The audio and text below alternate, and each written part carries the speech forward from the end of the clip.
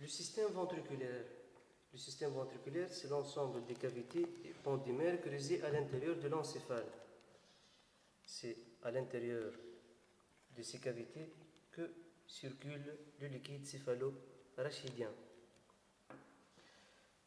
Le système ventriculaire est constitué par les ventricules latéraux, deux ventricules latéraux, le troisième ventricule et le quatrième ventricule. Les ventricules latéraux, chaque ventricule latéral est constitué par une corne antérieure, corne occipitale et corne latérale. La corne antérieure répond à la tête du noyau codé, alors que la corne temporale répond à la queue du noyau codé. À ce niveau, de part et d'autre sont situés les deux thalamus. Les ventricules latéraux sont unis au troisième ventricule par des foramènes qu'on appelle les foramènes interventriculaires ou foramènes de Monro. Ici, le troisième ventricule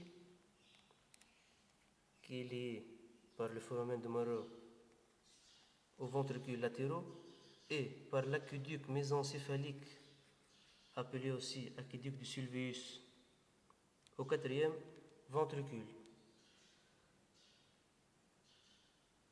À l'intérieur du troisième ventricule, il y a une petite ouverture qui livre passage à l'adhérence interthalamique qui relie les deux thalamus. Le troisième ventricule est situé dans le diencéphale, alors que les deux ventricules latéraux sont situés dans les deux hémisphères cérébraux, c'est-à-dire le télencéphale. L'aqueduc mésencéphalique est situé à l'intérieur du mésencéphale,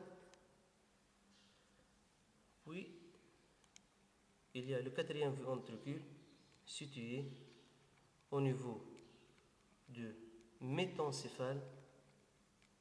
Ce quatrième ventricule est ouvert en bas par trois foramènes, deux latéraux qu'on appelle les foramènes de Louchka et un qui est médial et postérieur, c'est le foramen de Magendie.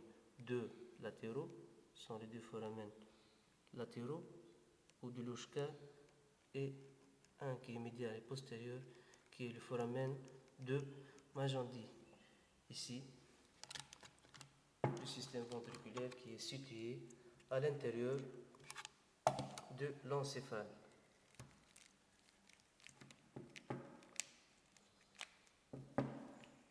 Ici, le système ventriculaire, si on ouvre, on trouve le système ventriculaire situé entre les différents compartiments de l'encéphale.